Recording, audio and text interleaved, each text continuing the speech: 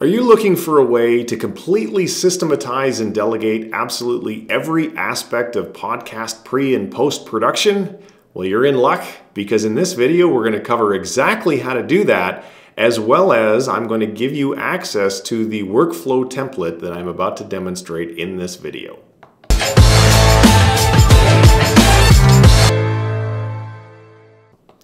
Hi there, my name is Trent Dyrsmid and I'm the founder of brightideas.co, and I'm here to help you to take a more systematic approach to growing your e-commerce business so you can delegate more revenue, so you can delegate more work, increase revenue, and have a better life. If this is your first time watching one of my videos, please make sure you click the subscribe button and hit the bell down below so you can get notifications of new videos. All right, let's jump into it. I've been the host of the Bright Ideas podcast now for about a decade, and it has been an absolute game changer in my life. The amount of information that I have learned from having all the guests on the show and the opportunities that that have come my way and the relationships that I have formed that I've been able to turn into profitable ventures has been nothing short of amazing, and that's really the number one reason why I have kept podcasting as long as I have, because as of this recording, it's been about 10 years.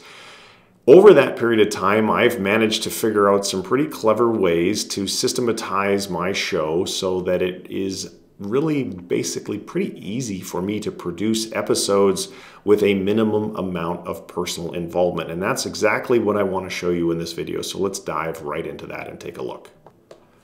What you're looking at on the screen now is a copy of my podcast production workflow. So it lives in a software called Flowster, and I'm the founder of Flowster Software Company.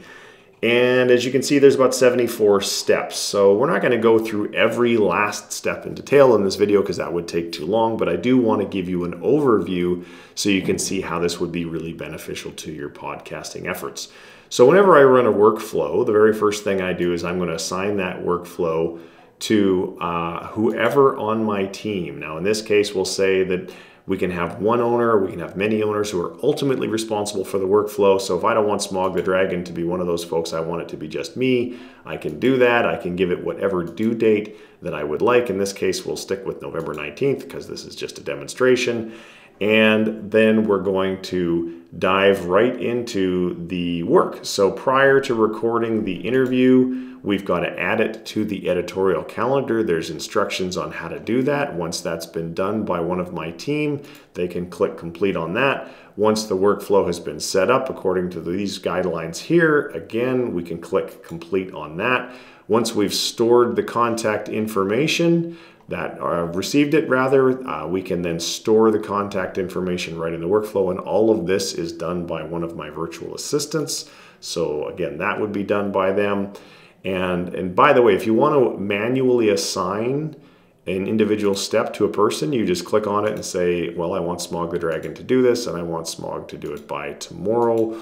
Or at the template level, you can have step 6, for example, or whatever steps automatically assigned to Smog the Dragon or whoever the person is on your particular team.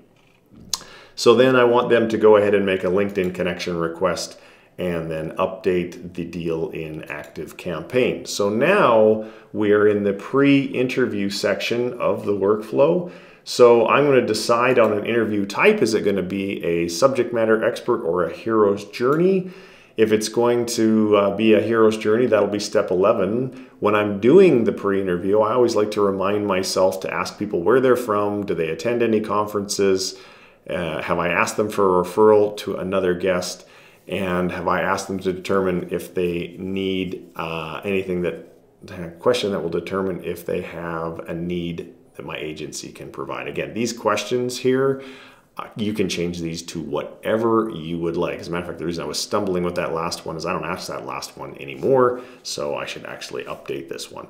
Once that step has been done and I've typed in whatever answers they've given me, I can mark that step as complete, and then I can go on to doing my hero's journey pre-interview. Now, in my case, I tend to follow the same type of format for all of my hero's journeys, and so these are the questions that I would typically ask. Now, I don't try to ask every single one of these questions in the interview because it would be too long, and I make that abundantly clear to my guest. So when we're doing the pre-interview, I'm actually sharing my screen. I'm showing them these questions. And then whatever questions we ultimately agree on, these questions are going to be recorded in this space here so that when I come back to do the podcast interview recording, all I need to do is look in this section right here, and I'm going to know exactly what the guest and I have agreed on as for the outline of the interview. Once the recorded interview has been scheduled, I can complete this task here, and then we go on to the interview. So here I have some pre-interview safeguards. You can see that if I'm going to do a video ad, I have a step for that. If I want to run my stopwatch so that I know how long the interview is happening, or taking rather, as I'm recording, and I can start the stopwatch using this little link here.